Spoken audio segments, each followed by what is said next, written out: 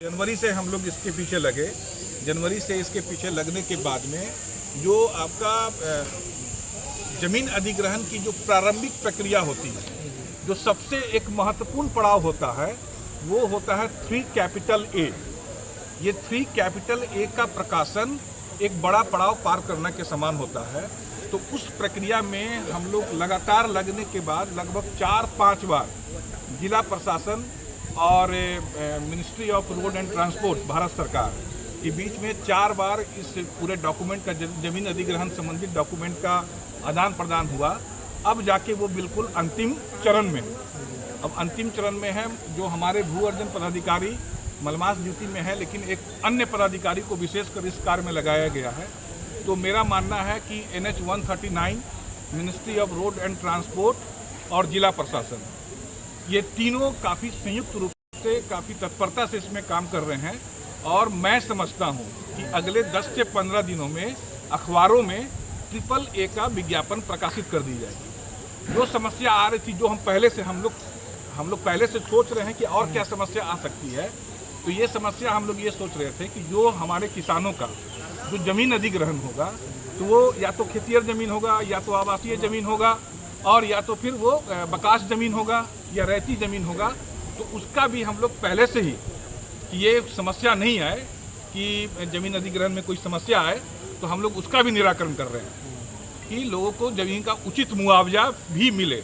तो हम अपने किसान भाइयों का भी हित का ख्याल रख रहे हैं, सरकार का भी हित का ख्याल रख रहे हैं, और इस प्रक्रिया को तेज़ी से पूरा हो कि ताकि अरवल बाईपास का सपना जल्द से जल्द पूरा हो। उसमें अपना पूरे बुद्धि विवेक से, क्षमता से हम लोग लगे हुए हैं। रेलवे का शिलान्यास कब होगा सर?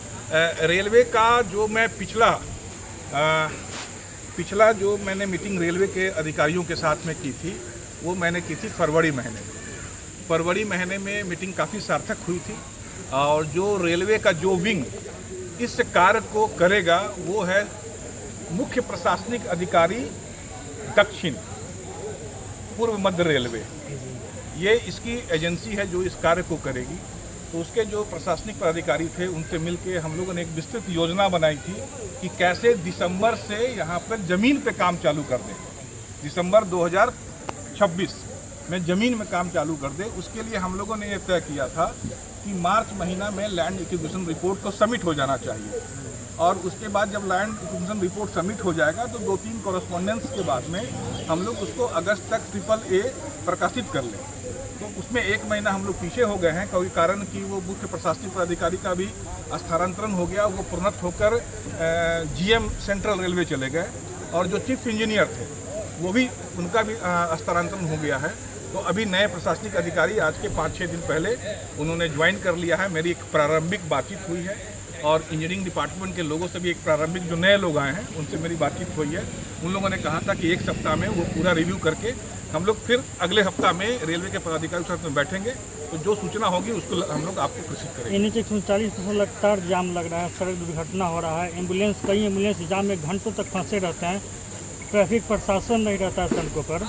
इस पर जाम से निजात पाने के लिए आप क्या करेंगे? इसके लिए हम लोगों ने पर्याप्त मात्रा में हम लोगों ने एक समीक्षा में ये पाया कि अभी जो NH 139 की स्थिति है वो तो है ही, वो आज से तो है नहीं। लेकिन अब तत्काल में क्या किया जा सकता है? तुरंत बाईपास हम बना के ला नहीं सकते। पिछले 8 से 10 महीनों में मतलब ज़्यादा हो रहा है ये नहीं। मैं तो जिस दिन यहाँ चुनाव लड़ने आया, या मैं उसके पहले भी, जब मैं गोह का विधायक था या गोह का पूर्व विधायक था, या कुर्था का रहने वाला एक बच्चा था, यहाँ का एक बेटा था, तो मैं तो ये लगातार देख रहा था कि NH 139 की क्या स्थिति है। मैं आपको डॉक्यूमेंट्री एविडेंस दे सकता हूँ कि अखबारों में और मेरे इंटरव्यू में चुनाव के बहुत पहले निकला था कि 4 महीने में हम यहाँ रेल का काम को शुरुआत करेंगे। तो वो भी हम लोगों ने उस समय भी, हम नीति आयोग और प्राइम मिनिस्टर और PMO ऑफिस को भी हम लोग मॉनिटर कर रहे थे कि रेलवे का ये योजना स्वीकृत हो। और जब माननीय गडकरी जी ने ये घोषणा की थी कि इसको 139 को 4 लेन करेंगे, किसी कारण बस वो मामला नहीं आगे बढ़ पाया था। तो हम लोगों ने उसके बाद भी, आप अगर मेरे किसी में, मैंने या तो अखबारों में छपा होगा या उसका पहले, लगभग चुनाव के 6 महीना 7 महीना पहले मैंने अखबारों को स्टेटमेंट दिया था कि हम लोग अरवल में बाईपास बनाएंगे, ओबरा में बाईपास बनाएंगे, औरंगाबाद में बाईपास बनाएंगे। तो हम तो चुनाव के 6 महीना पहले से ही लगे हुए थे। और जिसका परिणाम आज दिख रहा है। जी 6 महीना पहले का एक वीडियो अरवल की बात पे आई थी कि 6 महीना में हम लोग काम अभी कर देंगे, ग्रहण कर देंगे, तो ये तो आज दिख रहा है। लेकिन क्या लगता है सर अरवल की जनता नाराज सर प्रेजेंट में दिख रही है सर, आपसे काफी नाराजगी जता रही है। नाराज हम भी है, जितना जनता नाराज है उससे कम नाराज हम भी इस NH 139 की कुव्यवस्था से नहीं है। लेकिन क्या है कि जनता आक्रोश प्रकट कर सकती है, हम वो आक्रोश को अपना ताकत बनाकर हम काम ला सकते हैं।